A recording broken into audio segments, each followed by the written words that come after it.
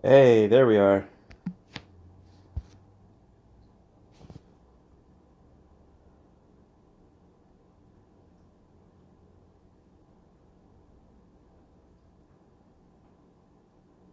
How are we doing? We're up. We're up and running. There we go. Very cool. All right, guys. Well, I'm gonna wait just a minute or two, get a few more people on, and then we're gonna get started. If you have any questions, just go ahead and put them out, and I will try and answer them as quickly as possible. Sweet. Hello, Lab. Nice to meet you. Uh, Excited that I actually have the time to do this. Hopefully, my son doesn't wake up from his nap. Uh, I put him down with the bottle, and hopefully, he stays asleep throughout the whole stream. So that's the hope. Is there anything that you guys were looking forward to hearing about in this stream? I need more T11. Yeah, I do. That's true. More T11 is always good. Always good. Yeah, I don't think saying that you don't you have too much T11 is actually an option. Oh, fun times. All right. Well, I want to kind of just do a quick outline. First, want to talk about just an overall what you're looking for. Uh, what what you're able to spend really kind of determines on what kind of player you can be, and you can also evolve as you play more time. You can kind of adapt to be different kinds of players. But I first want to kind of talk about what kind of player you can be with the kind of spending that you do and how you can evolve to be different kinds of players as you grow stronger and stronger and stronger. I want to talk about the heroes as you grow. I want to talk about how you can build using farms, alliance, the different things that you need to do from day to day, certain events that will increase your count by quite a bit.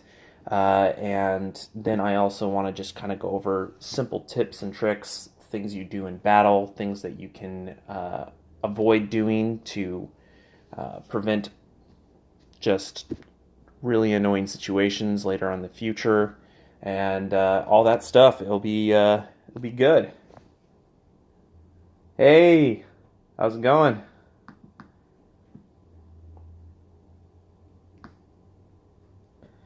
Yeah, we've been in a civil war, but it's part of the game. So what can you do?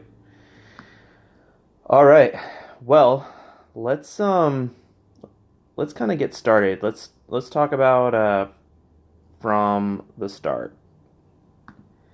So when you start the game, you're gonna want to really focus on getting to castle level 30.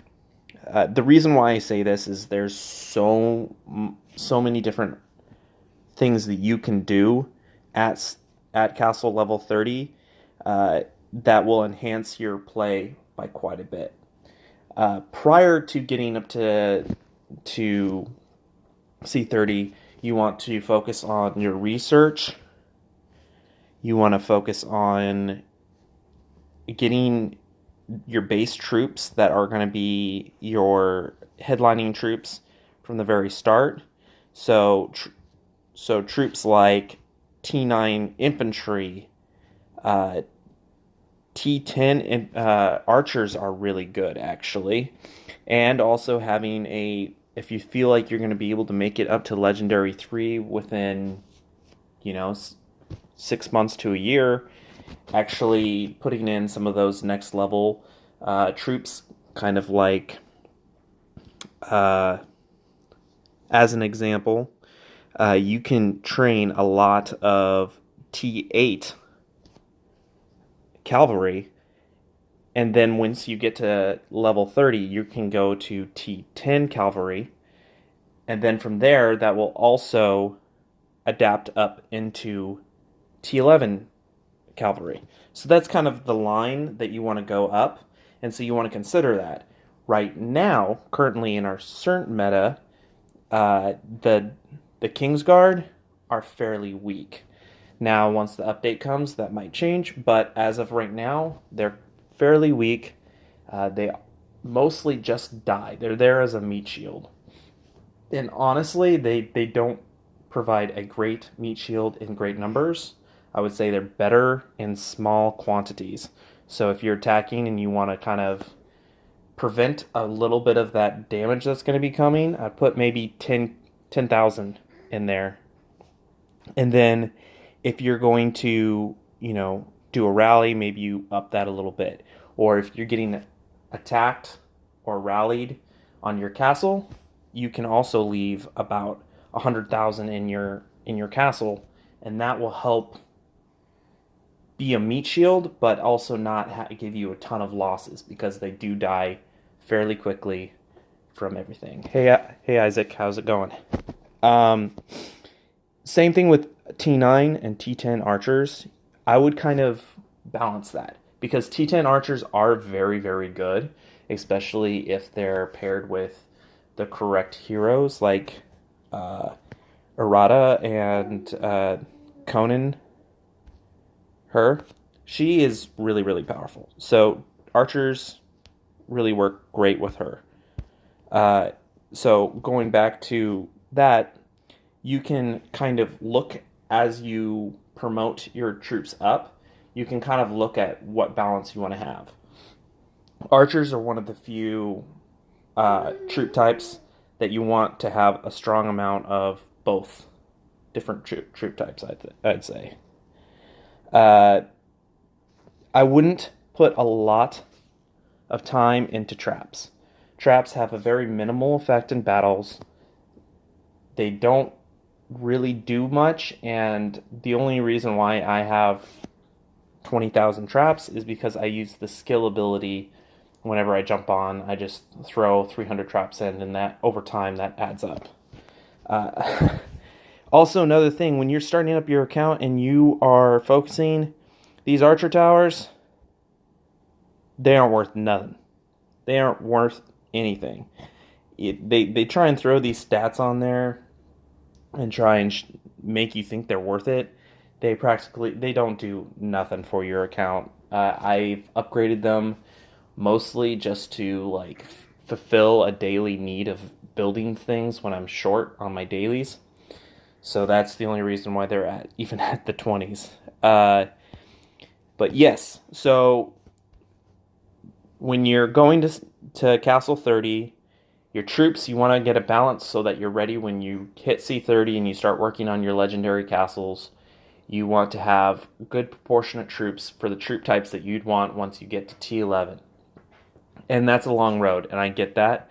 But T9 infantry are really, really good, and you can actually join in on a lot if you have those. Same things with archers. You can join with T9 archers or T10 archers as well.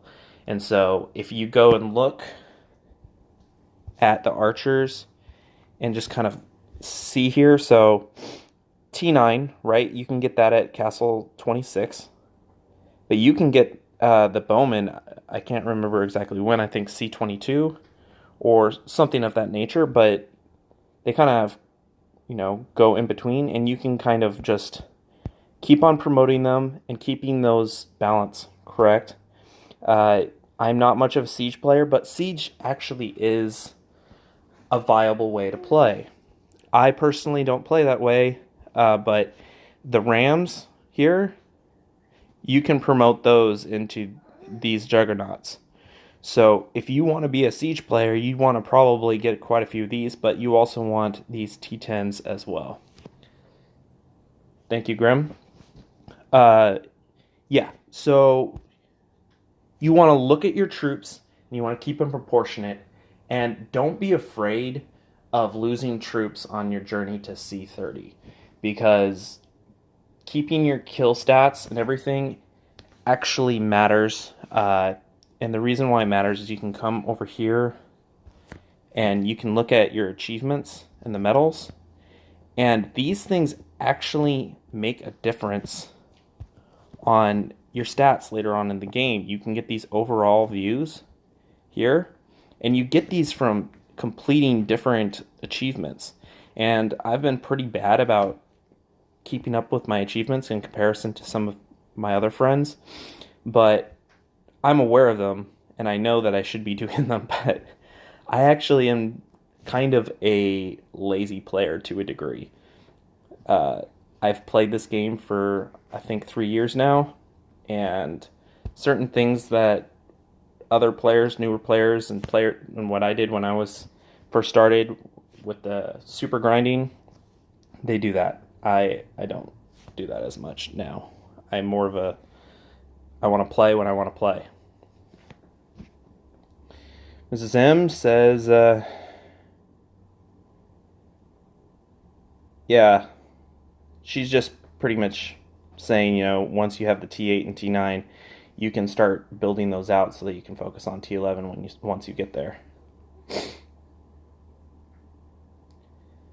Good luck.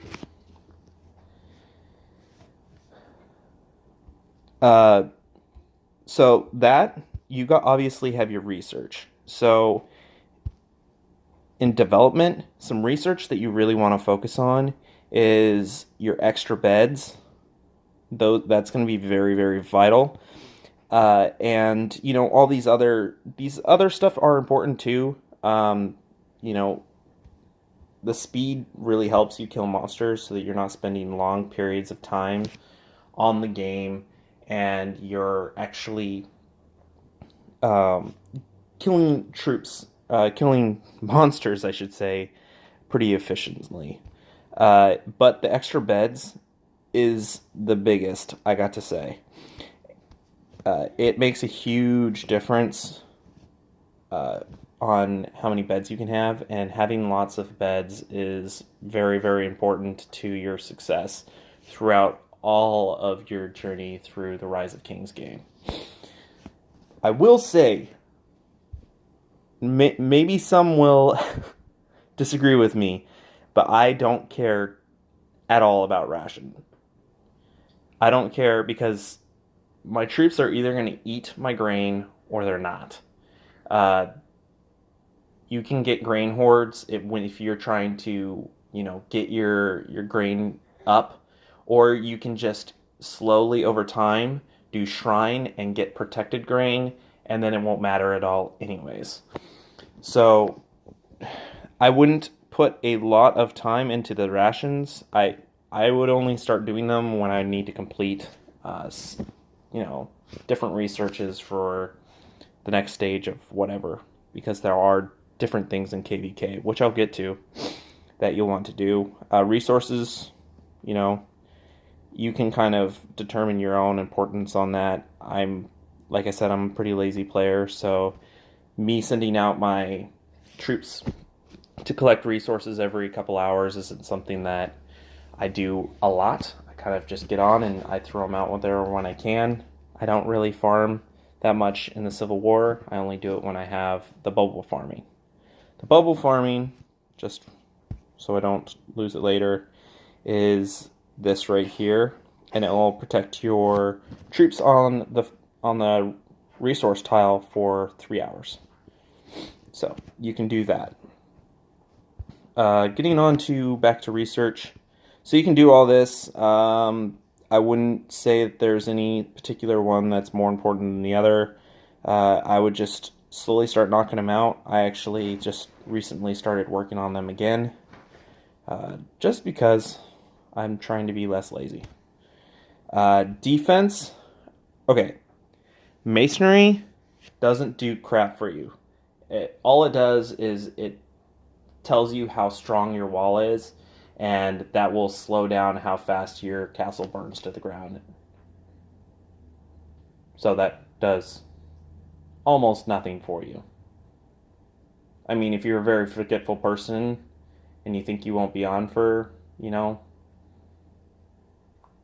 12 to 16 hours, sure. I guess you could care about the wall, but I wouldn't focus on it. Don't do it. Uh, don't worry about it, especially towards the beginning. Miracle is good. Miracle will help you revive some of your dead soldiers into wounded. So that's nice. Yeah, you get 10%. That's sufficient. These arrow slits and the Merlins are are especially important for defending your castles. And if you're being a trap player, this is absolutely necessary.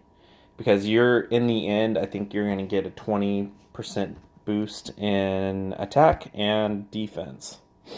So, yeah, you guys do it. And like I said, traps don't really do anything. So, I would really say just do it when you're trying to do some kind of research event or anything like that. Hey, how's it going?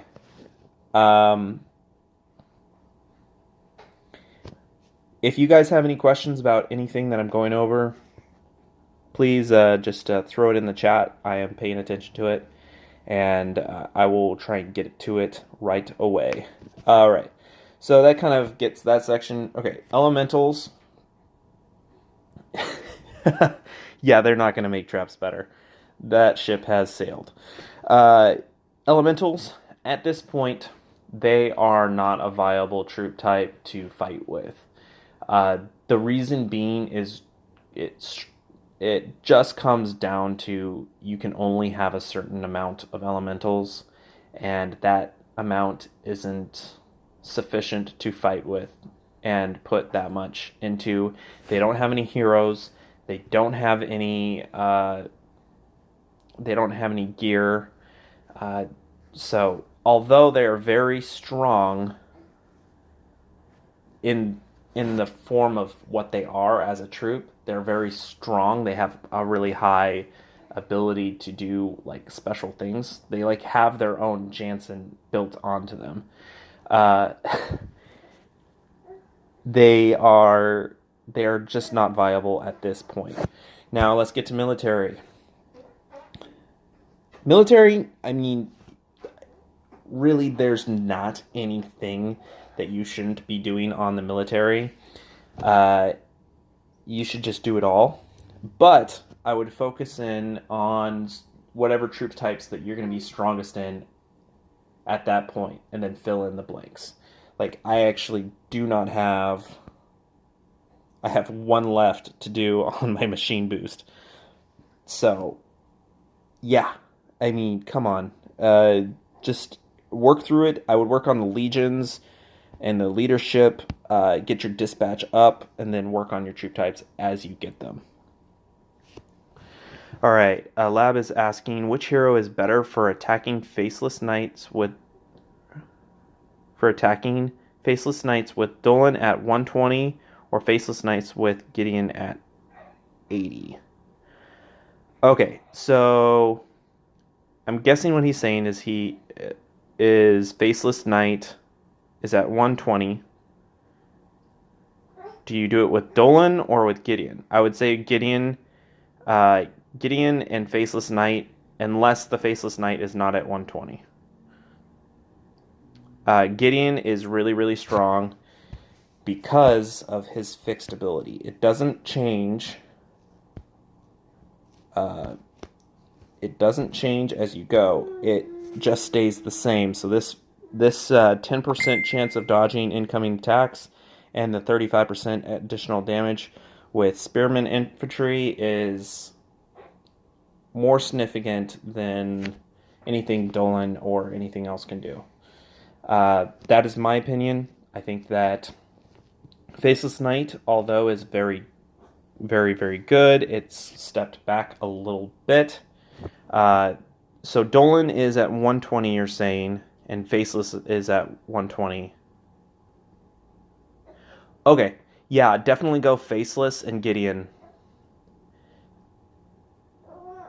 And also that does depend slightly upon your skill books. Your skill books may be a little bit different. But if you don't have, like, if you're not, I would say if your skill books are around 20 on both heroes, you might get a little bit more, but that fixed skill on Gideon is going to give you more than the additional stats you'll get from Dolan.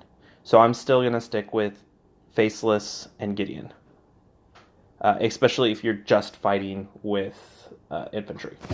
So yeah, I would definitely go with a 120 Faceless over a 120 Dolan. And this is coming from someone that has spent quite a bit of time looking at battle reports and studying them. Although I do not have a 80 Gideon or a 120 Faceless. But I do feel like I have upon good authority that that's better. So, let's finish off research. So once you get to past 130, or wow, 130, level 30 castle, you'll be able to get to this advanced military research. It's going to reduce the costs of stuff, but it's not going to do a ton other than that. And then when you get down here, they give you just a few little things. So they give you extra load, so how much your troops can carry. And then they also have this legendary call to arms. It increases your dispatch, but you're putting in a lot to just get a percentile on your research. So, and then you got the legendary medical care. So that's going to increase the capacity of legendary field hospitals. Now, I do have a question for the game, and it hasn't been responded to yet, but I wonder if, because my hospitals are mostly still level 30, my hospitals are still level 30. I wonder if this won't apply to those hospital tents. So I got to check up on that. But yep, give me 1 second. All right, so are cav good for soloing? I like to look at it like this. It's gonna depend on what your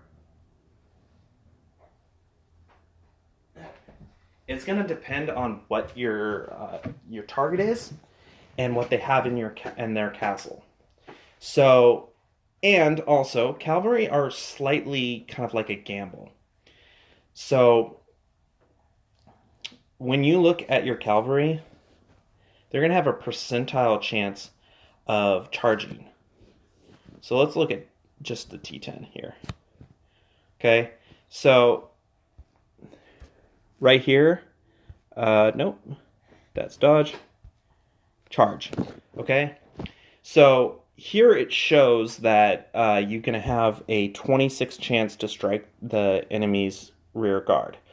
Now, with a solo attack, you're going to have maybe several chances of 26% to have your cavalry go around the back and hit them from behind.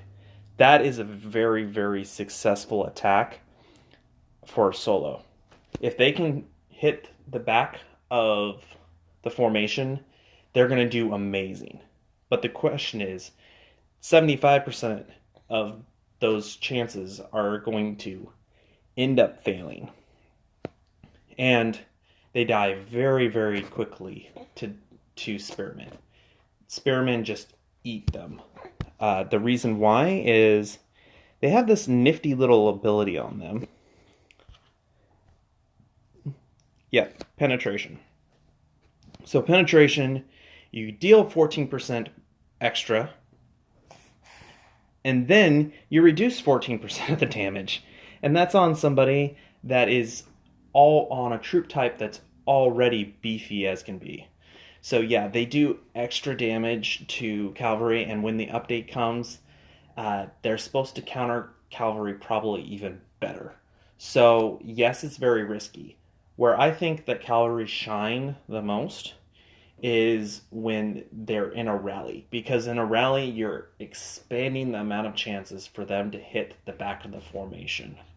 So cavalry, less of a solo troop. They still can be good for soloing, but they're less as good than in a rally. So I think that if I was to determine what uh, cavalry is best at, I would say in a rally. So, where was I? Yeah, I wouldn't worry too much about this advanced military research until you get there. And hello, Eric. But you will just want to do it.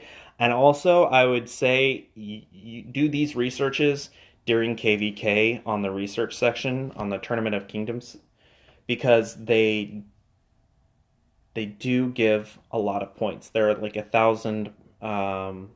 It's 1,000 power per research. So yeah, I have all 10 done, so it's 10,000 power. Where if you look at maybe one of these other ones, you're only getting 240. So you're getting considerably more out of the Tournament of Kingdoms research phase for that. But you will not get this until you go legendary. All right, so what else do we want to look at when it comes to getting up to Castle 30? So, as a little recap, you want to focus on your statistics, so things like your gear. You want to work this stuff really hard, and one of the ways that you work that is you do that by hitting a lot of monsters, paying attention to events, doing shrine every single day. You should do shrine every single day if you can.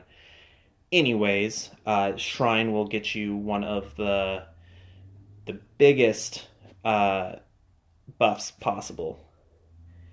Hey man, thanks for showing up. So yeah, but all right. So let's talk about gear for a minute. On your journey upwards, it goes up to level 50. Okay, your little pea shooter here. Yeah, Equit is a YouTuber and he has some great gameplay footage, and he's a Siege player and he's really, really good player. So check him out. Yes, Isaac. Okay, what is Shrine? Okay, Shrine is the Ashen Shrine, and it's in your alliance.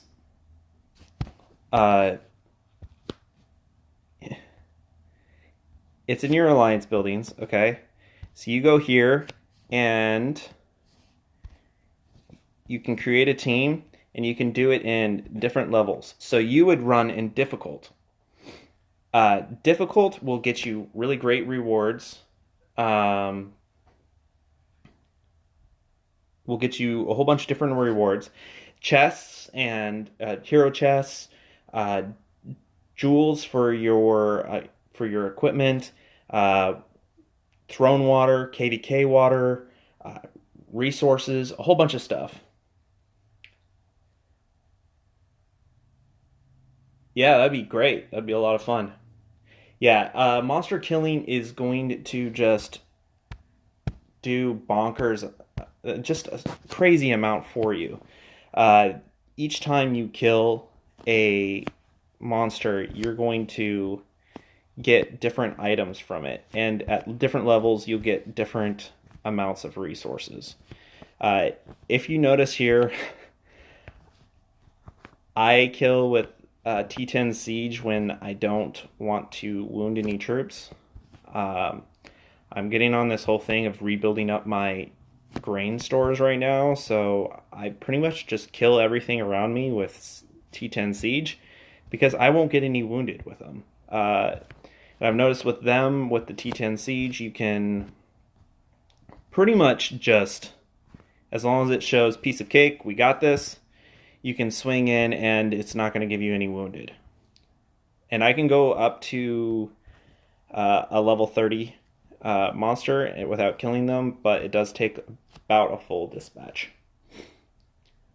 Yeah, no, I know. I I know that you can, just run 25 horses and only, lose a small amount, but uh, it adds up, and I try and kill a lot of monsters. So it's kind of where I'm at. But yes, let's look at a few of these reports. So in events like this, you're going to get things like storm hammers and stuff, which, you can do, but you're going to have to spend to get into the higher levels of the rewards for that. But you get experience points, which is really good for your Lord level, which allows you to spend points like so. And I'll get into that in just a second. But let's get back to it. But yeah, you're getting protected resources, you're getting potions, you're getting strengthening stones, and you're also getting steel, which steel is necessary for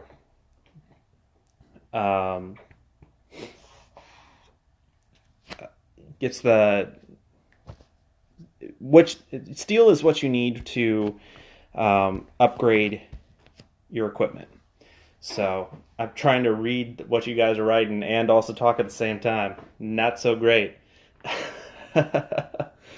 All right. Reset. Yep. Let's see. He's saying type in 57.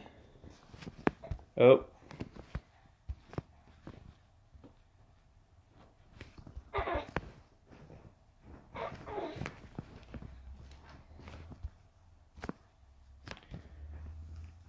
This is an interactive stream, so we're having some fun here, talking with some people in the chats. Okay, so T10 infantry, I kind of went over this a little bit earlier. T10 infantry at this point are not that great. The reason being is they die very, very quickly to son. Shh, Daddy's streaming.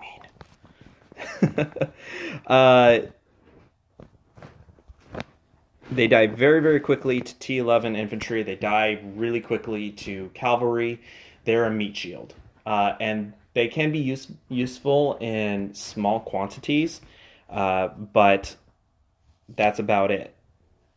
I would use them as a meat shield in small amounts. So if you're defending against a rally or something like that, we're looking at about 100,000 that you'd want in there, and I would say about 10,000 in a dispatch if you're trying to decrease the amount of losses that you're going to have for your other troop types. So here's a quit. Legendary 5 with some sexy wings. So he's an awesome player, and check out his YouTube, guys. All right, so reset. All right, guys, work on your gear. Once you get up to level 40, you'll be able to put 3 jewel attributes in there, and then once you get up to level 20, you'll be able to do 2. But your goal is to get up to level 40 and get those jewels in there. Those jewels will increase your stats a lot.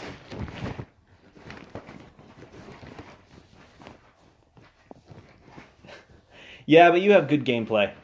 Great gameplay. All right. So this one, you get cavalry defense, archery HP, and infantry attack. That's a very necessary one. I try and tell players to focus on the top 4 first. The top 4, get them up to level 40, get your jewel attributes in, and also work on your resets. You can get resets through your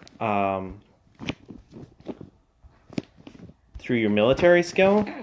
So you can learn military skills like so, and you get this by killing.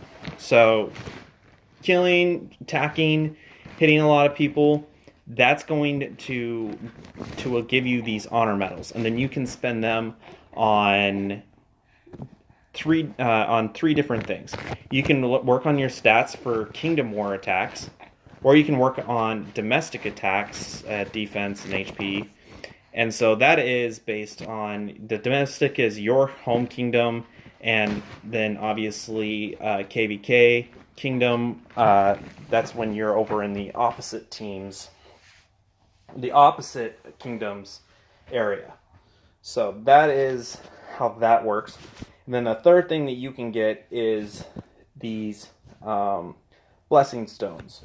So each blessing stone is for different troop type. So whatever troop type that you're most involved in, you can buy these, and then you go and you reset your gear. You can come down here and you can reset, and you can add a stone like so, and it will give you three different. It'll give you infantry, attack, defense, and HP, and you can apply those in different ways. So, yeah, that is how the jewels work.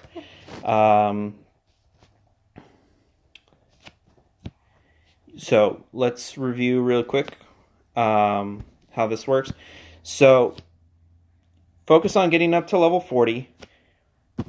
Get as many jewels as you can and upgrade them and get your jewel attributes up high, and then work on your reset attributes and focus on the top 4. So that's this one, the helm, the breastplate, and your greaves. So focus on getting those up to level 40, and you'll be able to get that. And a little side note, they added this this little reset thing where you can add this little lock on there and then reset and keep that particular one. So I could reset these two and then push a reset and try and get this infantry defense up higher. So that's how it can look at.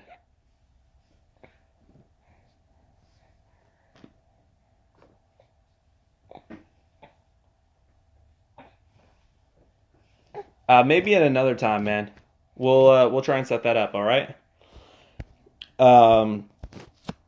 Now they also added not that long ago these different artifacts, and so you have your 3 different artifacts. You got an artifact of Crown of Might. You get that through Throne, and that one will increase your troops' stats during Throne War. Then you have your KVK artifact, the Arms of the Conqueror. And this one's going to give you huge attributes during KVK. So you get these by doing really well in your events. And they're in the chests, and they're also, you can also get them from how you place. And the third one is the Grail of Overlord. So working on this one's awesome. It gives you the best common attributes typically, and increases your special attributes a lot for Overlord. And Overlord, at this moment, is my favorite event. Although it usually leaves me up at the middle of the night, about like 2 or 3 a.m. I have to get up to play. It's worth it for me. All right. So those are the artifacts. You'll get those as you get there. And let's see, anything else that I want to talk about on here? No, I think that's about it. Does anyone have any questions so far?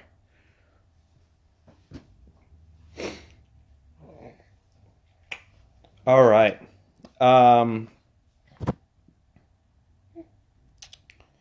Recenter for a second.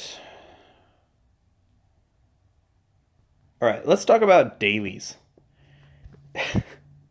You guys need to do your daily tasks every single day. It's actually quite easy. I've timed myself. The fastest I've ever done it is 6 minutes. So they rotate a little bit, but a lot of these things are things you're going to do anyways. A lot of people will get it done without even knowing they get it done. You don't really have to focus on it. So like bank deposit, say you're running at 0 all the time, right? Not a problem. Okay, you can go in, you can grab here, you can hit any one of these. You can hit deposit, suspend, confirm, and then let's go look. Go over to daily tasks, and my bank deposit is done. Just like that. It took me, what, like 3 or 4 seconds? Marth, also really easy. You get a ton of these guys. Ton. Just, if you have your VIP on, you can just do instant. And also, side note, Marth, please don't waste a ton of your gems on this. Okay? These are the moments when you may want to risk spending some gems, because now you have the option of maybe hitting the top level for 680 gems. But I'm looking at the top level. I have a pretty high chance that I'm going to probably hit that wood. And just for kicks and giggles, let's do it. Let's see where I get. I'm guessing that I'm going to get only to the 2nd level, but yeah, and see, I don't even need VIP. So I just waited 680 gems. Whatever. But that's kind of how Marth works. So you can do this just a couple times, and then you got your daily done there. So just do your daily every single day.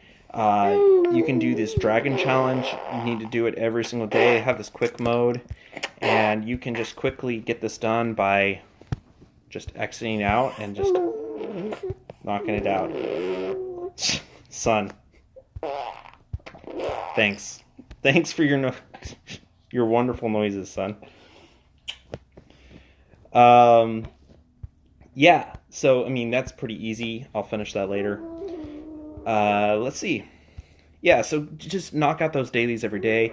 Monsters will come from thing every single day. So monsters, shrine, your daily tasks. Check the events, what events are going on. You'll want to do those. So like pure shooter, you get a free one every single day. Now here's the thing I've noticed. You can actually kind of aim this. You got to be careful with it. I'm going to go for the left side for some resources. And go. Oh, and it didn't work. Sometimes I do aim and it's able to work, but sometimes it doesn't. But a majority of the time, I can hit the side I want to hit. What's the best way to upgrade your jewels? I love you, son. Can you play in your thing real quick?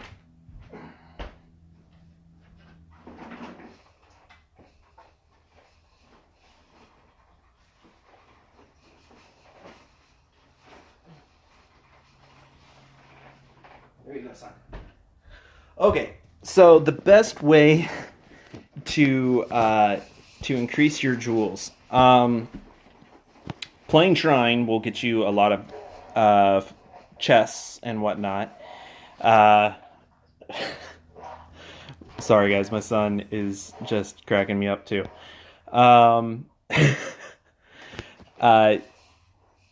Yeah, so you're going to get a lot of these chests. Let's see if I have any that I haven't broken down yet.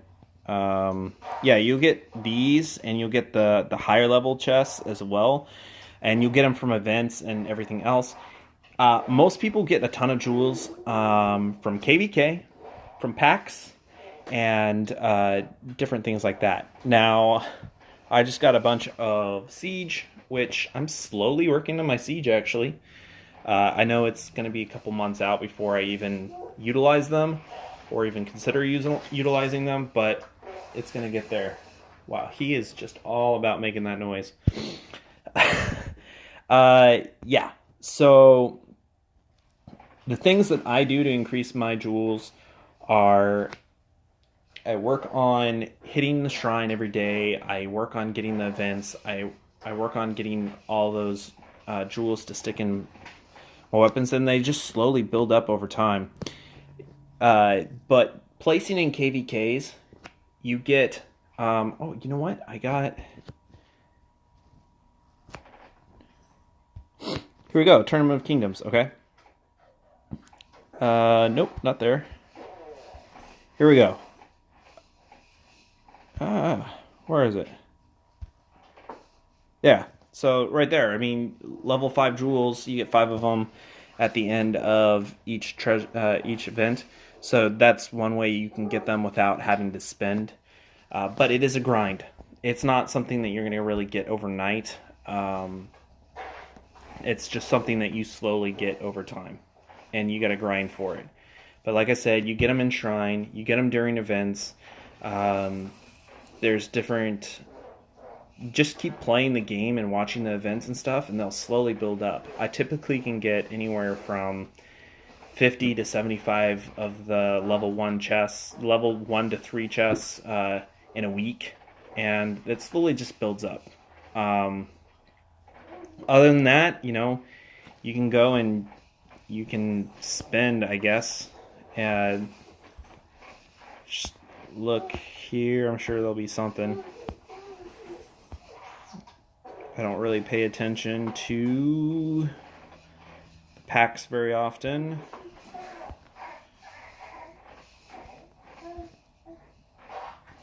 Wow, is this like the one time where they don't really have any jewels? Like you're here. By the way, do not buy the expensive theme castle packs. Don't do it. You can get 5 of these if you really want to spend the 100.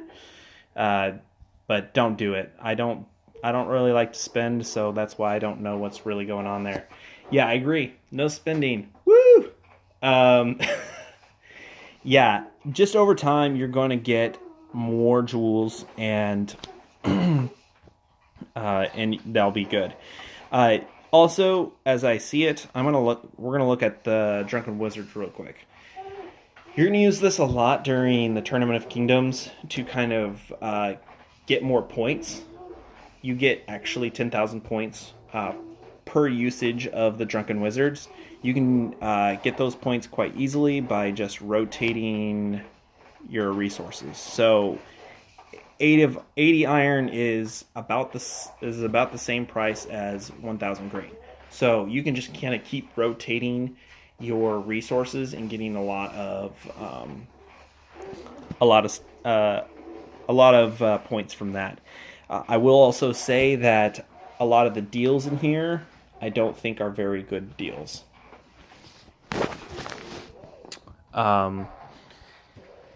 Let's see. Right. Moving on. We're going to go look at the advanced summons here. This, guys, is going to be really helpful. This really comes down to luck. Hopefully you can get some good stuff. Like right here, that's Jansen's Shard. That's not bad. That's pretty good for me. Yeah. Well, let's move on to heroes real quick. This is more of an in-depth and important part of the game. It's do I need Shrine? No, I haven't run my Shrine yet. But I'm not gonna do it right now.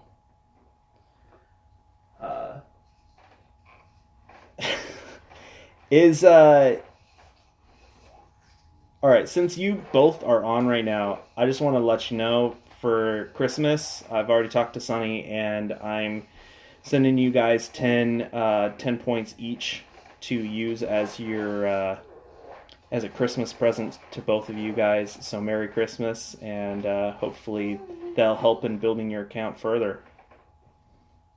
Merry Christmas. Alright, so let's talk heroes. Alright.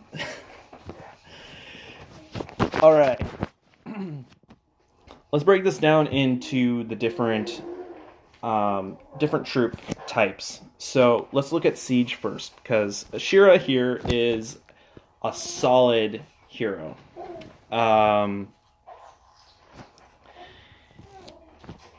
Isaac, both Mrs. M and Seth are long friends of mine that have supported me through this game for a very long time, and for Christmas, I get these points for doing the videos now, and I'm sending them some points that they can use for things in the game, and so I'm sending them some points, and I'm actually going to probably look at doing some giveaways in the future with those points as well, because I do not do this exactly for any kind of purpose other than because I like to do it.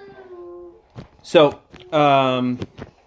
solid hero. I don't see her used as much as the other Siege heroes.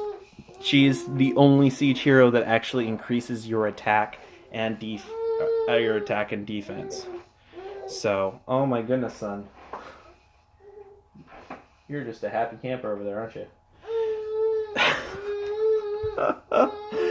Alright, so she's good. She can also be, she's free. Once you get into KVK, you can slowly build up shards from placing in the KVK tournament. You'll get, you can get shards from her, for her that way. And so you can slowly build her up, and she's a pretty solid hero overall. I mean, obviously gold, so you're going to get a lot out of it. So, you know what? I'm going to take a 5-minute intermission to just take care of my son for a minute, and we'll get back to it. I'll throw on some sweet Christmas beats here, and then we'll get back to it. I apologize for having to take a small intermission here.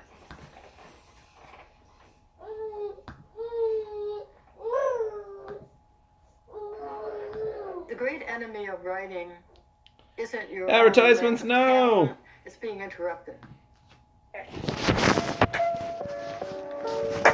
right, I'll be right back, guys.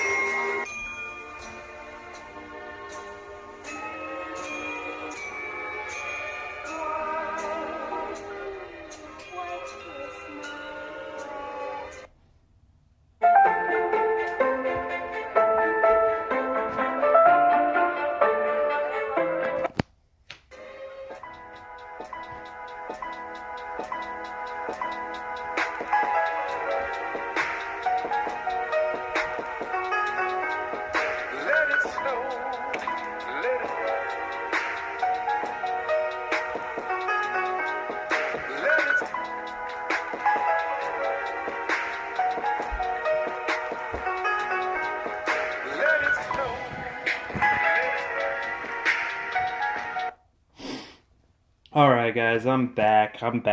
I know, I'm sorry. Alright. We ready to do this, guys?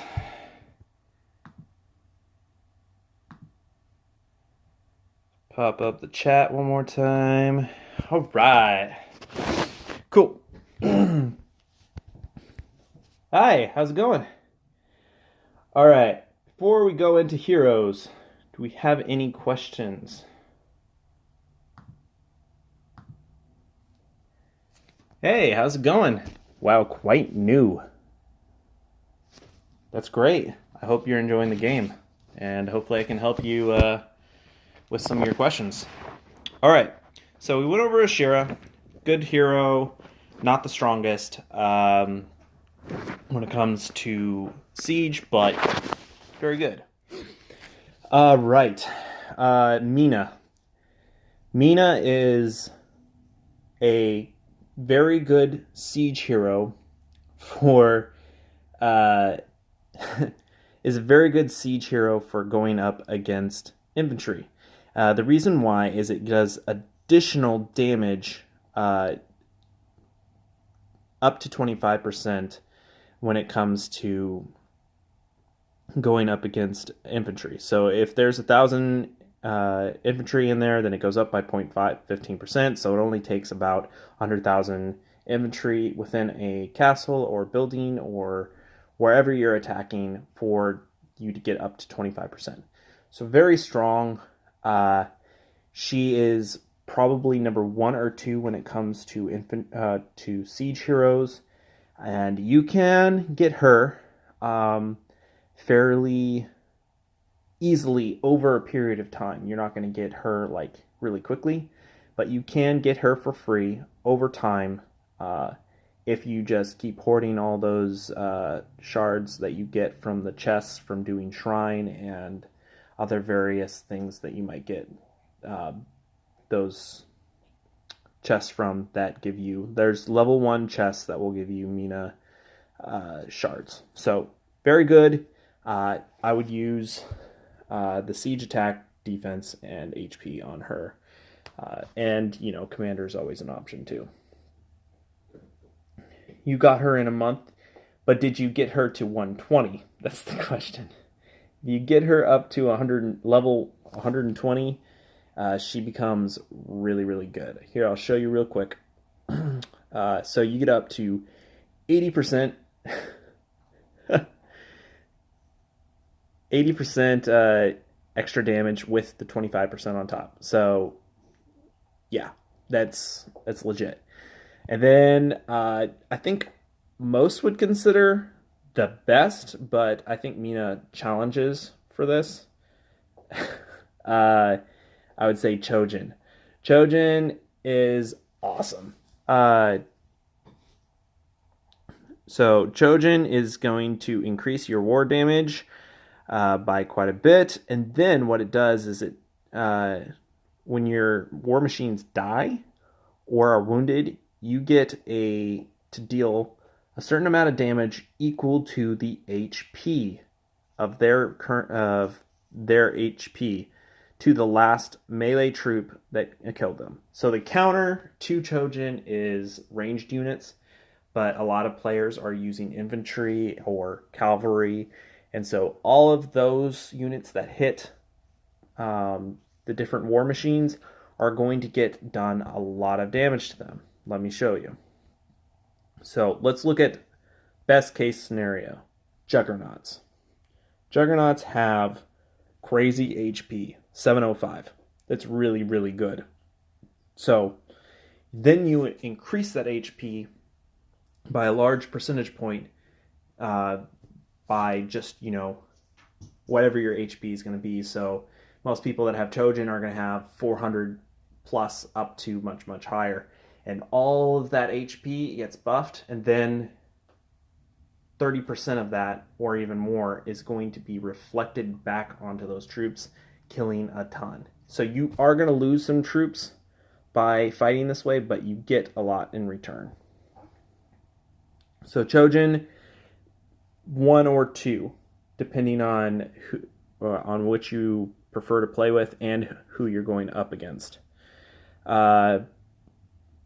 I've heard that there's a few people out there that actually fight with Carrera, but he allows the damage that you've dealt already to be dealt again. My only problem with that is sometimes your siege or your troops don't get to do damage before they die, and so the amount of damage that you do doesn't get multiplied as much as you would hope. But overall, I think if he was matched with a Mina or a Chojin or something like that, this guy could be a very viable second to one of those. A Shira too, I would say. And then you have, I'd like to call the mini Chojin, Akajin. Akajin? Akajin. I don't know.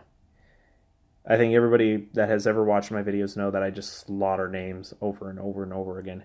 He has the Bomb Apprentice. It's essentially the same thing as Chojin, except for with no damage increase.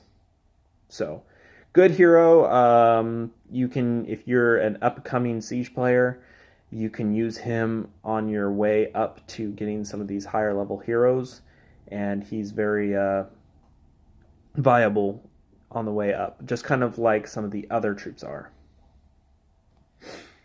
All right, well, that kind of finishes off Siege. I'm not even going to go into the blue heroes.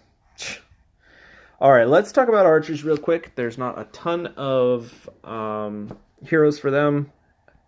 So this guy, a little stud muffin here, he's good. And he does a lot of damage. He increases attack, and then he also increases damage. So, pretty simple. Really good spender hero. So, if you're going to get this guy, you're pretty much going to have to spend to get him. And he's not even the first fiddle. I'll get to him, okay? The old man will get to. Well, no, I'm not. I thought you were talking about the old fart. Yeah, no, I'm skipping him. Blue heroes are just not going to be given any time. Talk about the skills that go on the heroes or skills that are the Lord skills. Isaac. Okay. Let's talk about the next archer hero. So archers are mostly about attacking. Yeah, I'll go over hero skills too.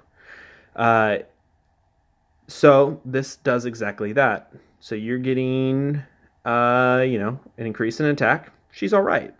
Not great, not bad. But yeah, she is. Well, they're still blue for me, as you can see. you might have gotten the update before I did.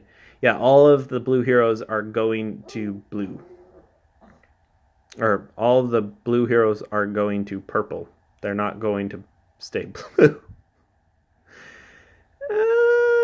Yeah, not great, not terrible. Hey, that hurts my feelings. I'm not that old. Right. Next archer hero is Mori Istar.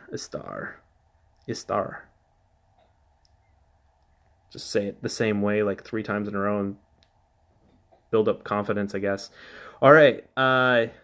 Increases attack, archer attack. Who would have knew? And then ignore 10% of infantry's defense when attacking or defending a castle. So Mori, solid. The 10%, it's hard to quantify how much that helps, but I imagine it helps. I've used him on occasion. I like his art. His art is nice. I'm not a connoisseur of art, but I think he's well drawn. He has a sinister look to him. Yeah. Solid hero. I wouldn't. I would work him up to 120, and then use him on your way to getting different heroes along your way. You can put him on your wall. He does pretty well there. But overall, solid hero. You're not going to get top-notch findings for me for him. But really good hero overall. All right. So here's the master case for one of the best heroes in the game, Arata. Aratara.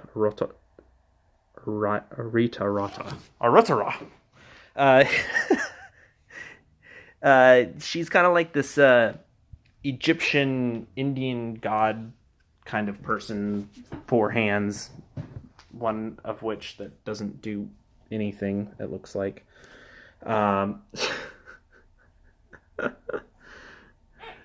Right. Yeah, she's super good. There's a lot of... Shh. Don't give me that smile. You're like, I know you're gonna get my attention this way. Yeah. Okay, so... She's not Medusa. So, little history on her. She used to have a fixed skill, which means that she had a skill that was there at all levels. It was so broken that they had to switch it. This is the only hero that I know of that they've had to actually change to make it fair. Because little teeny castles were destroying these massive castles with archers because the ability was just that strong. So, now you actually have to work her clear up to 100 or 120 to make her be somewhat viable when you get up to the higher levels of competition. So, that's where she's at. The reason why she is so strong is because she has this poison arrow thing. And the poison arrow, see how it reads again. It has lethal toxins, dealing an extra 0.10% damage to the target's maximum HP for every 1,000 archers that you have in your dispatch. So, and that counterattack cannot be reflected. And where I'm at, you get 9.67% up to 9.67%. If you look at the ultimate possible, you get clear up to 16.28. And when she was broken, I think she was somewhere around 14 point something to 15. So, yeah, they changed the wording a little bit so that it would be a little bit different. But as Seth has said, it used to be a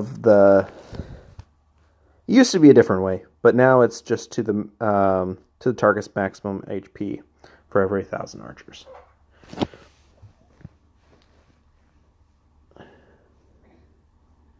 So the question is she worth investing Concord just to get if archers are not a primary unit?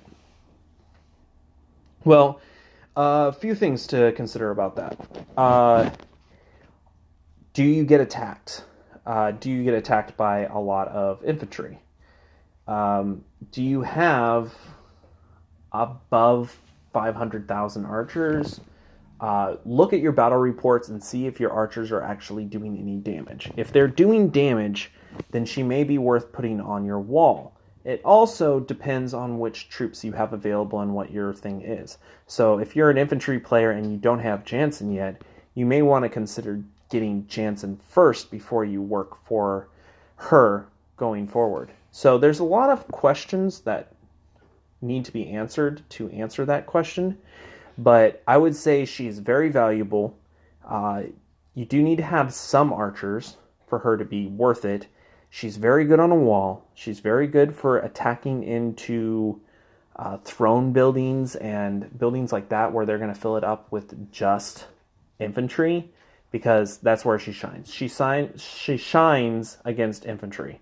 Now, if you're going to attack a cavalry castle, she might not fare as well. But against infantry, which infantry is still the meta right now, she is extremely good. So that kind of rounds out the archer heroes. Let's take a small little veering from troop types and look at some of the all troop types heroes. So we're going to look at Dolan. Dolan is a pure attack for all troop types. He's good, not great. He's free, a free hero, which means that over time you can get him for free with no spending necessary. You can do that through KVK, and you can also just kind of get him out of these level 1 chests that you get through Shrine in various different places. So, good, not great. I would put him not at the top or neither the bottom. Ren Steel Shaper, he is currently my favorite free hero. I wouldn't compare Dolan to Gideon. I don't think they're even on the same... You can't compare them. You can't. Nope. Alright, so I'm all about the HP. I love the HP. HP is my friend.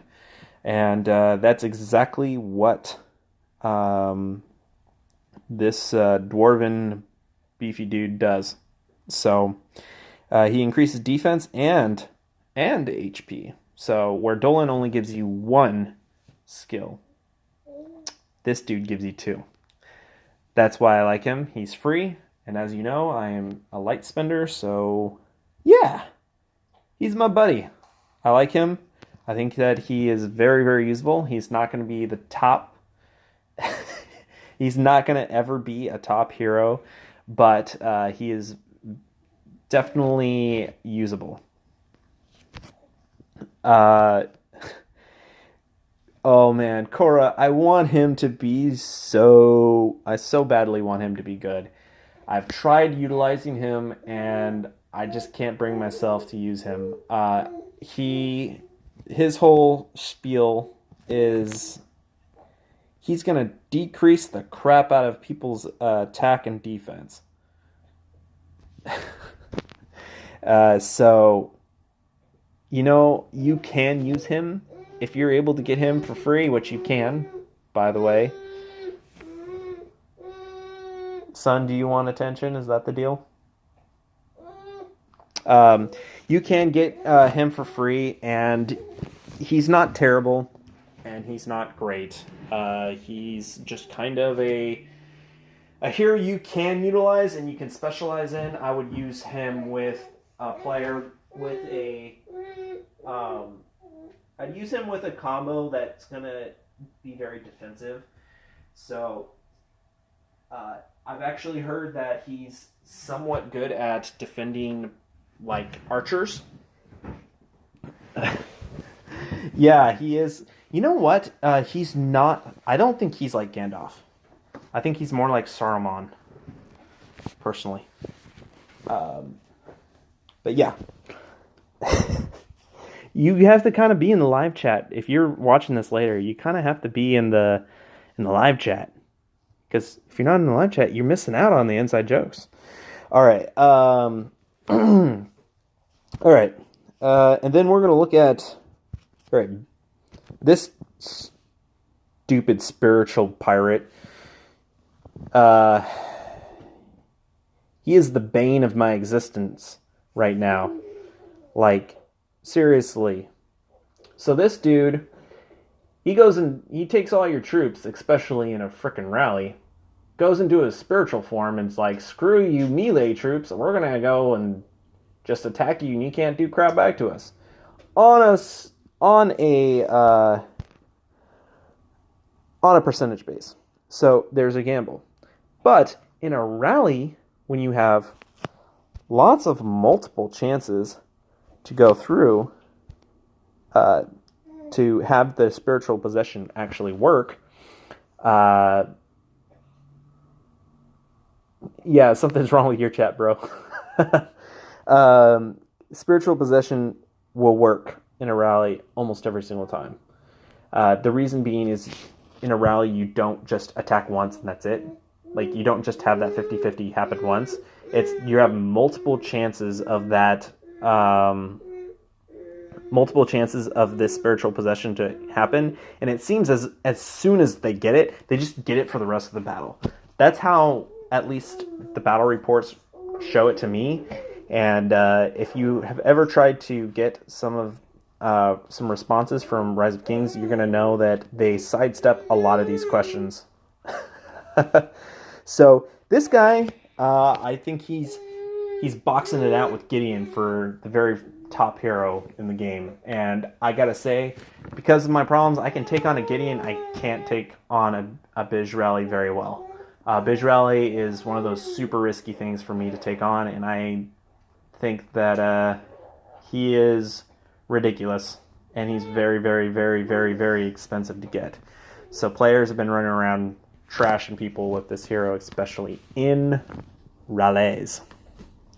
So Bij, he's super, super good. One of the best heroes in the game. Probably top or tied for top with Gideon. All right, Shinjin.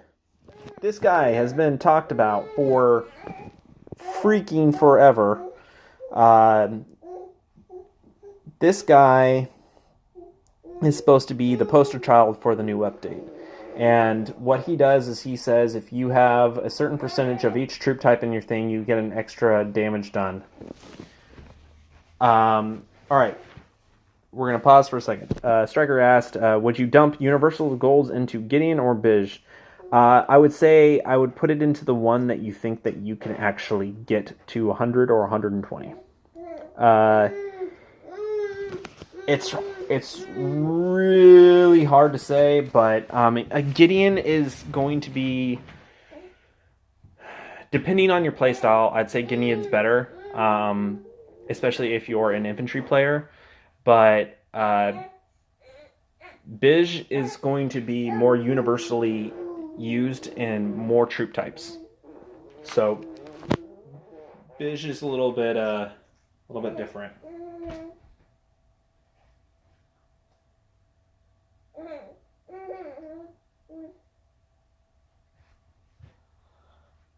All right. Anybody want to translate that for me? That'd be great. All right. So Shinjin is going to be.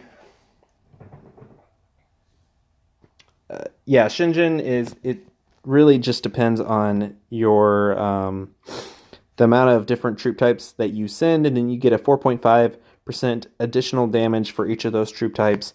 Up to 36 maximum. So it's a lot of extra damage, which is really good. But it does take getting your formation right, and you're only going to get you're going to get all the troops up to about where you're going to get all your troop types up to about a 31% attack and defense. So it is better than Dolan in many regards. But he's going to be a tricky hero, I think. I would say going back to what we're referring back to the chat here. When it comes to Gideon, you have a higher chance of getting your Gideon up to a playable level than you do getting your Bij up to a playable level. So if you somehow are able to get your Bij up to 100, that's pretty sick. And if you're a light spender that's able to do that, props to you. Props to you. All right, well, that kind of does it for the all-around heroes, unless I missed one. Nope. I think we're good. All right, let's talk about cavalry. So Dackle is kind of your start-out hero. Oh, yeah, you can hear my baby in the background. Sorry. This is your starter hero. Depending on how fast your kingdom grows, this guy is actually pretty serviceable. He increases your attack by quite a bit, and he's really, really easy to get up to 120 quite fast. So he's kind of like a starter troop. do not put a ton of time into getting your Dackle up because you will be advancing it to a different hero. The next step up will be going to Kadaji? Kadaji? I'm going to just say it like that. Kadaji is a pure upgrade to Dackle. You're going to get a much higher attack and defense from her, and you also get the defense where Dackle only gives you the attack. She's solid. She's really good. She's not the best, but she is a solid cavalry hero, and you can use her quite efficiently. Ryu is also fairly easy to get, especially if you spend even a little. So cavalry, she does extra damage. She increases the damage, and yeah, she's a solid hero. She's not my favorite, but she's pretty good overall. I'd say that she's pretty good in a rally, I would say, because you get all of that cavalry and you get all that extra damage on top of that. We're going to take one split second to look at something. There was a combo going on in here in the live chat, and I want to make sure I catch on it.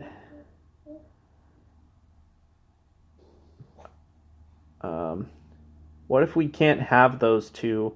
I did a lot of bad choices. Which two are we talking about? Cavalry?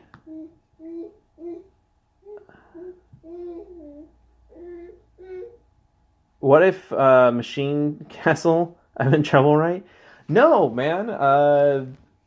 I'd say Siege is viable right now, actually. I'd say you can run Siege. I think that you can get your heroes up also in the hero exchange. Right here. Like right now, I just bought Mina. Yeah. So you can use the hero exchange to increase your speed of becoming a good Siege player, and you can use the T10 pretty well. The T9 Siege are not that great, but you can prep it for in case you get to T11. Yeah, I'd say viable, right? Thank you, son. You laughing at me? All right, right. Oh, all around troop. Forgot one. This is a Spender hero. Oh, angry baby.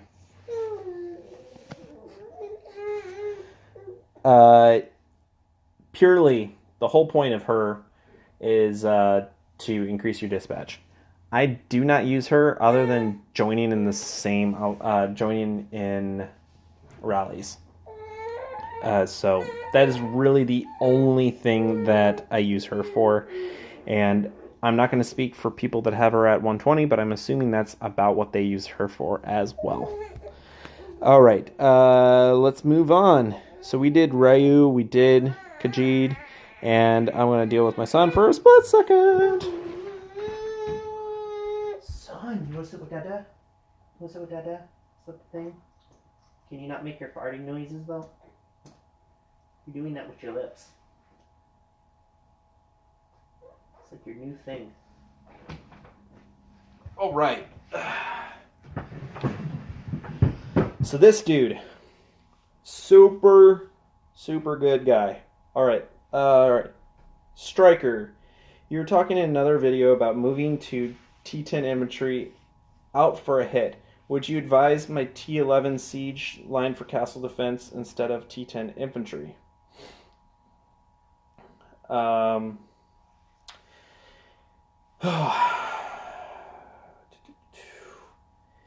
You know, I actually would have to get back to you on that one, Striker.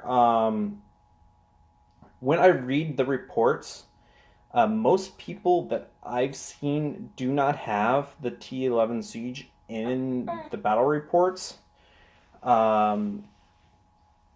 because most of them either move it out or they just have so much of it that the others get affected first.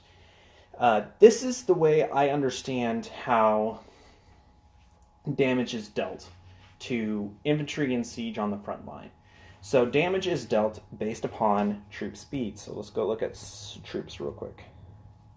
Let's look specifically at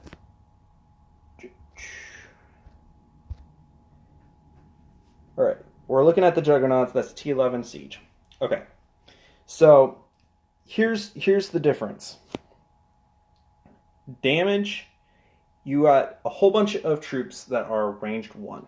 Okay, all of those troops are on one line, but you're going to be dealt damage first based upon your speed. So the slower your speed is, depends on if you're going to be hit first. So Juggernauts have a speed of 7.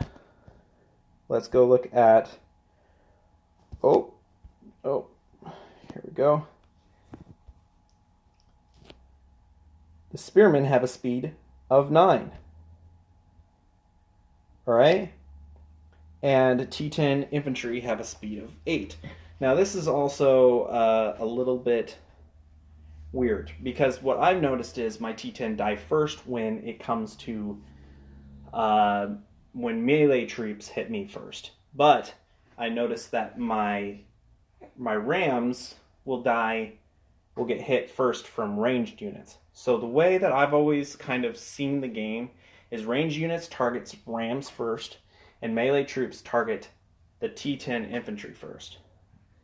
So I would just say move out some of your T10 infantry, and then if you're really strong in your T11 Siege, I'd play into that if you have the heroes to kind of sponsor that kind of play. I don't know how much you get hit, or if you just take on rallies or what, but that would be my suggestion. Okay, let's get back to these heroes. All right, I was talking about Kevin. Okay, so this guy, he does attack, defense, and HP of cavalry. So that already makes him really useful, because he's giving you all 3. Although you're going to get it at the top level, you're going to get it at a slightly lower degree, at 35. But that's actually compared to Dolan is pretty fair. So you're getting all 3 of those for 5. And then on top of that, you can get, just like Gideon, a 10% additional damage. So that is really solid if you have the correct amount of cavalry in your dispatch. So that wraps up the cavalry section. Actually, no. We have one player that is working on their siege because they want to lead the charge in the siege department, but they're not quite there yet. So let's knock out infantry real quick. All right, starting off infantry with Rhinoc. Rhinoc is by far the best purple hero. He gives you attack and defense, and his it goes clear up to 38. That's solid for a purple hero. You can use him pretty far up into the game until you're able to get some of the higher level troop type heroes. So I like him a lot. Now, Ogd has recently become a free hero, and he is really good. He's one of my favorites. The reason why he's one of my favorites is because he's free, and he has really cool abilities. So he gives you a ton of HP, and he gives you a ton of HP, and he has this thing that will decrease the amount of damage dealt to infantry by 25%. So that's huge. And yeah, that makes a big difference when it comes to defending or even attacking with a large amount of infantry. And I've very much enjoyed my results from my infantry rallies with him being one of the leading heroes. So solid hero. I like him a lot. Oh, so you okay? Let's. My opinion of hero bonds is do them, but they're not the main reason to try and uh, to force. Um, they're not the main reason to try and get a hero to something. It just happens that when you do it, um, a majority of the stuff just kind of works out. Uh, Actually, probably should, now that I'm looking at it, I should probably like increase this guy's hero ability on the far right for the research. I should probably increase that, but I've pretty much completed most of the research that I need to do other than in our Arcana Tower. So, a little too late for that. But yeah, I mean, a majority of these, the only really hard one that I found is freaking Faceless, man. Faceless is just is is so expensive, and he's still really, really, really good, but he's definitely not worth the amount of money that, at least to me, that he's needed to get him up to the high level.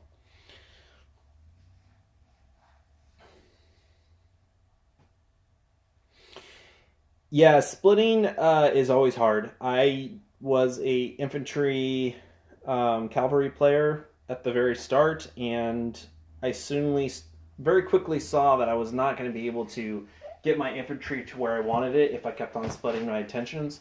And so I kind of let my cavalry go a little bit and worked on my infantry, and my cavalry still is decent. I can get it up above 500 attack, so still solid, but not like close to what I would want it if I was a cavalry player. Let's see. Yeah, splitting is hard. You can do it, but um, focusing on one troop type is typically uh, the best thing to do. But I can't say that with full confidence because of the new update they keep on telling us about, but not releasing. So hoping that actually gets released when they say it will, which should be on I think the 27th of December. So yeah, all right. Oh, I missed a cavalry, didn't I? I didn't talk about her. Okay, so she is awesome. I'd say she is the second best cavalry hero out there. Reason being is she gives you attack and HP, just like Faceless. But then she has this special ability of allowing you to have a 30% chance of ignoring enemy's defense when attacking. So she has a huge chance of 30%, and a rally especially is huge because you get 30% like quite a few times. You're going to hit it at least once, and then you're going to get to just smash somebody's face by ignoring their defense. And the defense is kind of like armor, I would say, for your HP. So it's like defense, you minus your defense to the attack, and that the rest of the attack gets to go through.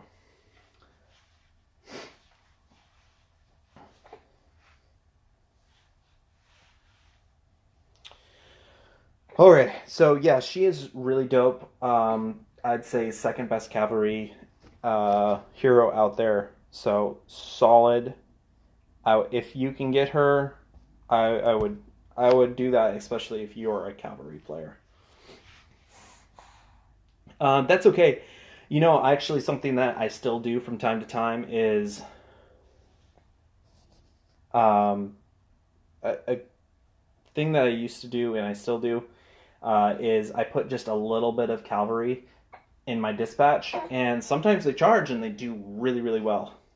Sometimes I get 2 times the kills of the amount of cavalry that I send when I send it with my infantry. So it's pretty solid. All right, so Ogd is really good. Rafi is a Where is he? Raffi, where are you? Oh, not that. Wow, I'm going blind, guys. There he is. So, he is a wall defender. He should not be used in any other way. That is it. That is all. He has one of the highest increases for attack and defense for infantry in your castle. So, put him on the wall. He'll do great things for you. And then once you get into a high level of play, you'll probably slowly take him off and not defend rallies and other things like that. So, yeah, I would say use him until you don't need to use him no more. But he's going to be very useful for quite a while for most players. All right, Faceless Knight. He has attack and HP, which will suit you very well if you have him. I would say level 100 to 120 is the best time to use him. Outside of that, not that great. He's very expensive to get due to the fact that there's not very many spending opportunities for him, and the way that you do spend is all based on a gamble. So you open up a chest and you have a chance of getting a shard from him, and you most of the time do not get them, so you have to spend a lot of money and a lot of grinders to get him. So that is the only reason why that most people are very hard on him, is because he's a pure spending hero, and at the very high levels, he's not as good as like a Gideon and other combos. Still, very strong, very powerful. We're going to go to the chat for a second. Seth is saying that he personally believes archers will become the top troop. Rosa's saying, I started with archers, but tonight I was wrong and started the machines, and I don't understand my choices sometimes. Yes, Seth did bring up that the taster packs allow you to get one orange shard for just one buckaroo. That's American dollars. And so you're still looking at upwards of, I'd have to do the math again, but you're still looking upwards of $600, $700 for a single hero, which that's too rich for my blood, personally.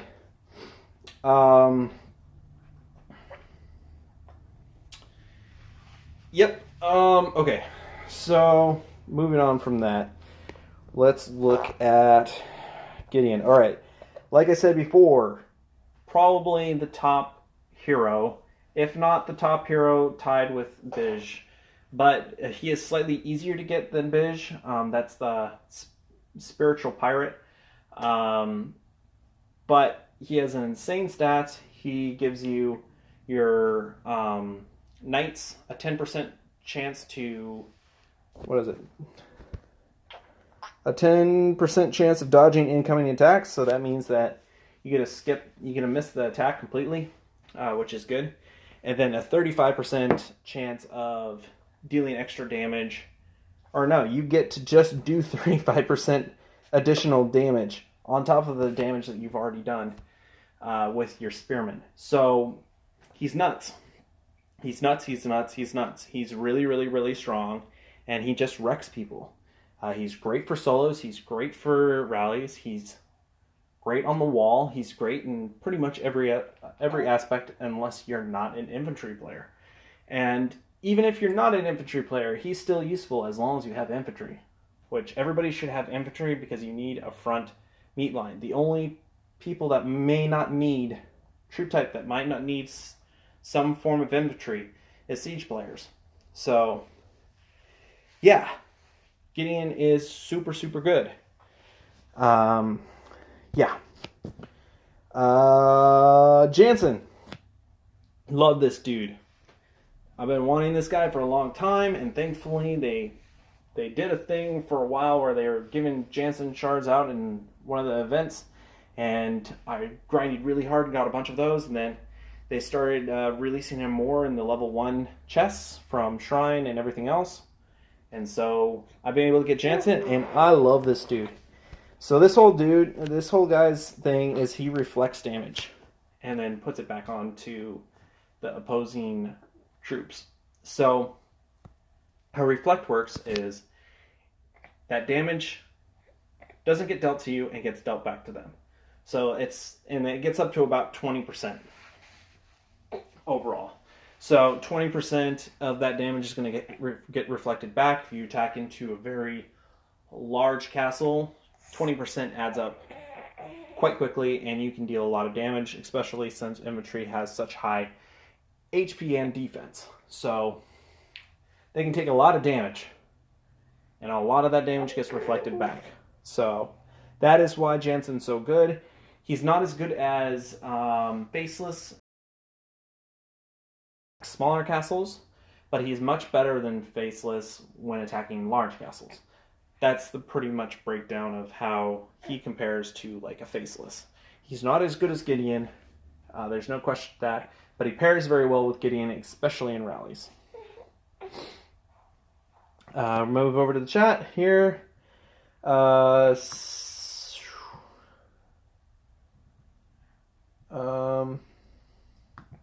too far. Wow. Yeah, I already have a Legendary 5 in my new kingdom. Rosa's saying that. Money can buy the game.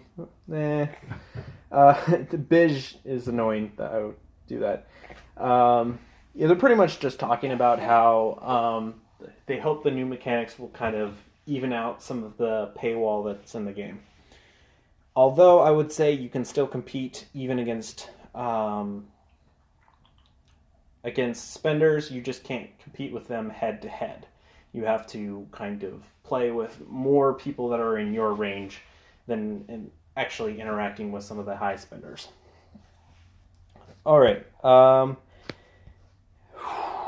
Yeah, that rounds out the heroes. I said I would talk about skills, so let's do that real quick. All right. Whew. All right, battle, it's pretty simple, okay? So you got your defense, you got your HP, you got your attack, and you got that in all the different all the different troop types. Those are pretty self-explanatory. If you have two heroes of about the equal level, I would split it down the middle and put that on there. I would put a commander on probably one of your top heroes. I think that that extra amount of troops will do more than the extra amount of skills. But once you get to a higher level, you may want to consider using Oblivion potions to set a rally with commander and then remove the commander to put in the higher skill books. That's a little bit more advanced, but you can do that. All right. Wall Defender. That's going to increase your archer's attack on the walls. So that should go on a hero that you're going to put on your wall. Shield Wall. You'd think that would be on a wall, but this can apply to all infantry. So what it does is it gives you a chance to dodge incoming damage when they are attacked. Now, in a battle, both sides attack. Even if you're the attacker, the other side attacks you back, and you attack them. So there's attacking on both sides. So actually a very useful skill, but I will say that you'll want to get it at a much higher level, and it's pretty hard to get these. Rush attack, that increases your chances to charge. I would use this on a cavalry hero that you're going to be rallying with quite a bit. Even still, it's a pretty small chance they give you, but in a rally, that small percentage will be increased by tenfold because you're just going to have a lot more chances. Sorcery, that decreases the amount of decreases the attack of your opponent. It's a good skill. I don't use it a lot. I I do put it on. I would put it on. I've heard a lot about this, and I tend to agree with the theory of it. Is people put it on their archer heroes because decreasing their attack is actually going to help a lot. I don't know exactly how much I agree with that, and I haven't tested it, but that's just the theory that was floated out there to me, and I thought it was very interesting. Development, pretty simple. You can just increase how fast you collect different things, and this one allows you to carry more. Yeah, I don't really focus on these. I smash them.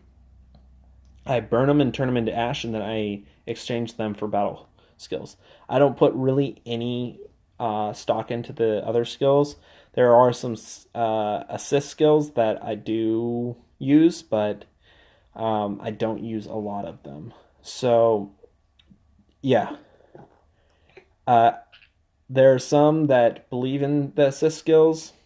I'm not one of them, but I do believe that you can successfully use assist skills in a very good way. I'm very focused. I'm very, very focused on certain things, and my assist heroes are not particularly one of them. Although I do use them for training and healing and increasing speeds and whatnot. Let's just very quickly. So when I go and apply and to train, see how all these are empty? Well, I remove my heroes and I move it to the one that I'm going to be training on, my best ones, and I apply it. Because all it matters is when you start it. So as you train, I switch. Now it's pretty annoying, and it can add up a lot. Now I do the same thing with my troop healing. I switch into there when I have large amounts to heal. I'll just put in my best assist heroes, and that'll decrease the time and everything a lot faster. So when it comes to skills, there's not really that much of a special sauce other than your ratio of skills. And getting skills is one of the hardest things to get in the game. So it's definitely really hard. I get it. Skills are one of those just killer things. I've been hitting my skill tree hard for about nearly a year and a half, like every single day, and I'm still not maxed because I split my things, but it's hard. Like, skills are one of the hardest things to get, and I buy a lot of the things. Like, I'll buy this just so that I can burn it later, like I'll incinerate it later and then I'll exchange it. So I'll just show you guys. You can do this. I don't suggest it. Like, I just burned 10 books and I got nothing out of it. None of this stuff I'm going to buy with my books. But I don't buy the ones that I'm going to smash, like this. I'll buy that at 50% off, but I won't buy it at full price or 30%. Son.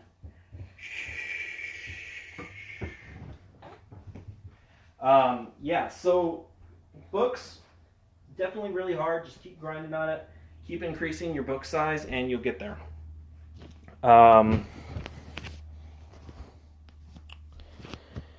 Yeah, well, I've been talking my face off. I'd love to get some questions, or have some areas filled that you felt like I missed. There's so much to cover. I could talk for long periods of time, just trying to cover everything, and I have a tendency to go off on little rabbit trails. So, any questions from anybody? I'm just we're gonna be closing this down pretty soon. Um, so I'd love to get to field any of your questions of things that I might have missed. Um,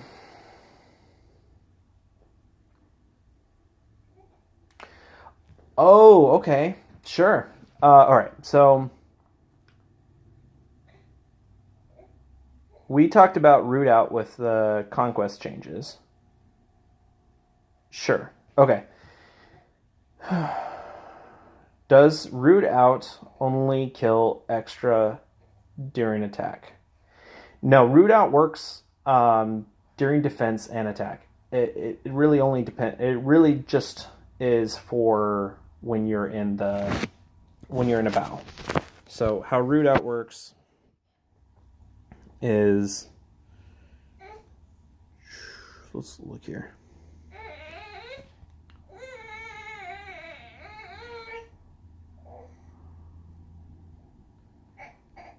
Where's my root out? Apparently, I don't have root out right now. All right, so root out just kills off a portion of troops that are within the battle that you kill that would be wounded. They instead die. So yeah, root out. You lose a lot for trying to kill.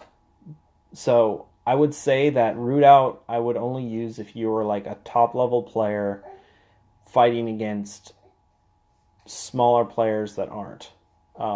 Like people that are trying to trap on a super tile, root out could be really great against that. But when you're trying to rally like a large like 60 million power castle or something like that, the root out, yes, will get you some more deaths, but you might gain more deaths or give away more deaths because you're taking a skill and away from a hero that it could be.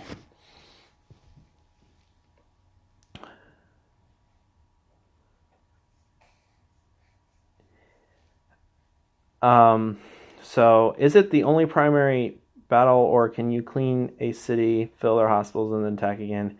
Oh no, once they're in the hospitals, they're in the hospitals. You can't touch them after that.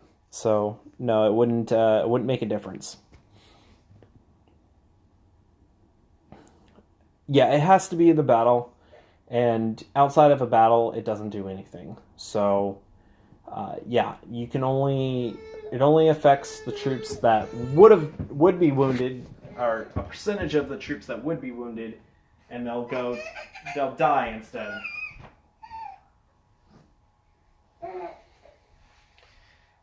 Um,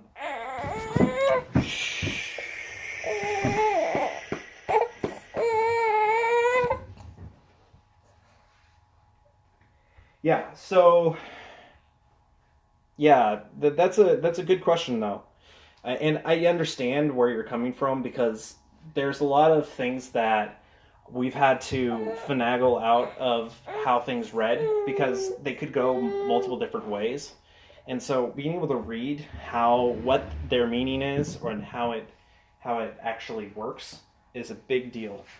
And um, just so you know, you can actually get some kind of root out ability from your Arcana Tower so it applies in every battle and you don't have to put it on your hero. Okay. All right, Michelle, my first KVK soon. What should I expect?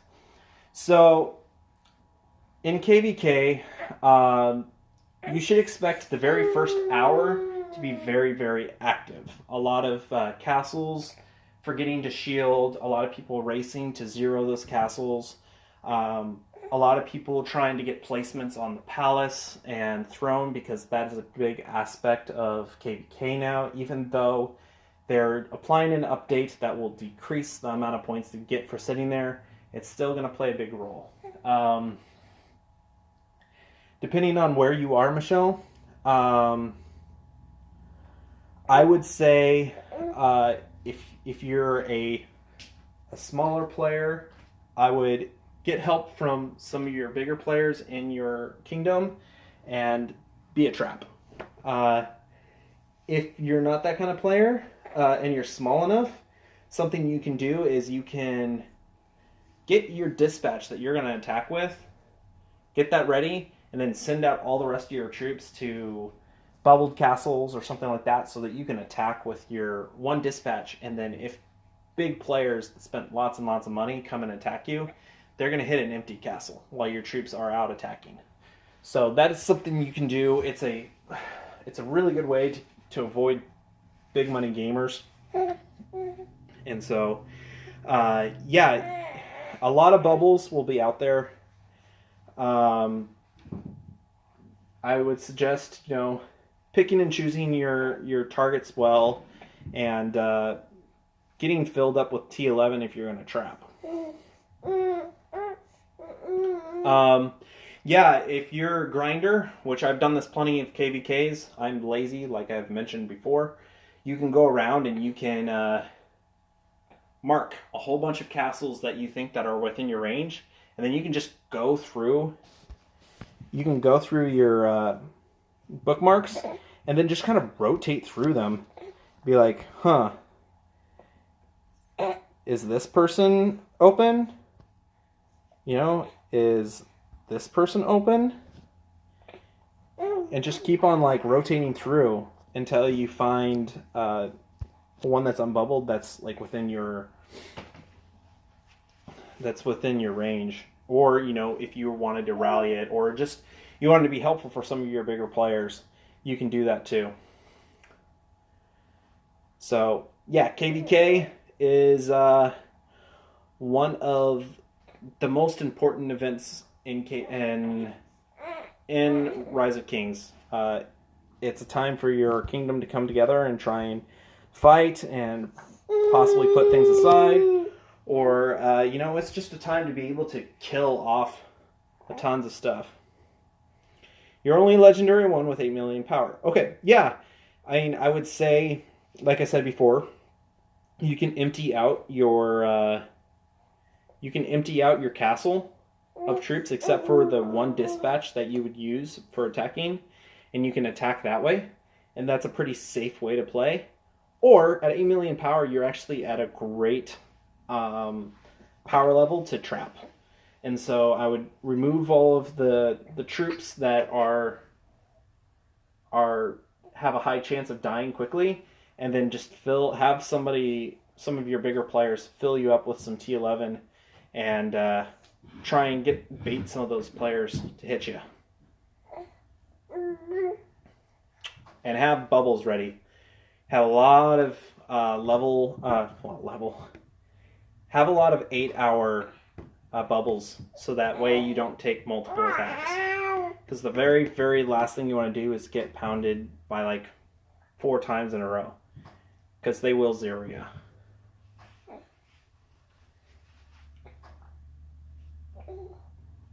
And hopefully you have also some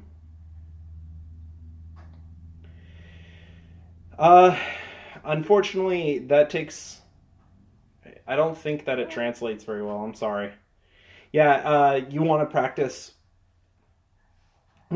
shielding, just not freaking out. If you see red lights, don't freak out. Like, that will actually make you make a mistake faster than just staying calm and being like, all right, I'm out here, I'm going to look here, go to the thing, and shield. And also, there'll be a little red tab here. You can click on it, and you can see if they're attacking you or not, or if they're just scouting you. Sometimes they'll scout you, and sometimes they'll even send a rally to check to see if you have reinforcements. And that's another thing you should do in KVK. If you're getting ready to attack a castle and you think they might be rained and you think that you would lose if they have reinforcements, then you can just set up a simple you can set up a, wow, it won't let me, where's my rally button?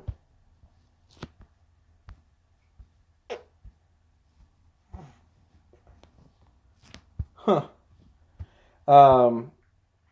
You can set up a rally, and then you'll be able to see if they actually have reinforcements within there. Um,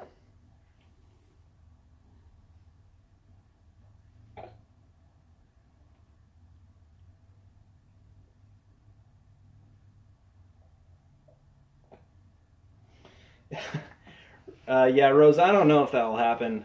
There's a lot of spenders in this in spender kingdoms, and we're very light on spenders. We have a legitimate one large spender, and that's about it. The rest of us all are cheap. So, well, guys, my voice, I'm going to actually admit, is getting a little hoarse. I feel like I've done a lot of talking, and thank you guys for putting up with my son. He decided to not take his nap when he usually does. Babies tend to do that, but I wanted to wish you all a happy holidays, Merry Christmas, Happy Hanukkah, Happy Festivus for the rest of us, and we will see you again real soon. I may do a stream for KVK, or I might just do a video. I don't know which one I'll do. But I would love to talk to you guys again. I enjoyed talking to all of you. Let's see what Lee said here real quick. How much would you have to spend to beat a Legendary 2 or Legendary 1 as a Seed 25? You know what? I think that the question is, can you get the right support, and do you have the right stats to bait them into attacking you and trapping? Because a C25 really makes a big difference. Isaac. Building power for KVK, that is one of the hardest ones to get the last chest in, just so you know. I would not suggest trying to go for it. It's going to take a 200% KVK card, and it's also going to and it's gonna take a lot of resources. So yeah, yeah, just have a lot of research, back to Lee, and have a lot of work on your gear and work on your lords things, work on your achievements, work on all the things that improve your stats. If you have high stats, the only difference between you and them is the troop difference, the troop tier difference, and if you can get reinforcements, that negates all of that. So you can do it. Just keep working on it, keep working on those stats, get the support you need, and you can surprise somebody real bad by them attacking into what they think is an easy castle to hit, but then actually just hit a brick wall. So, all right, guys. Happy holidays. Happy Festivus for the rest of us. I will catch you all later. Thank you guys for joining me.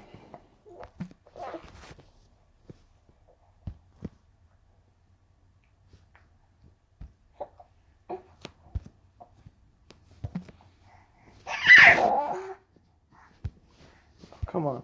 What the?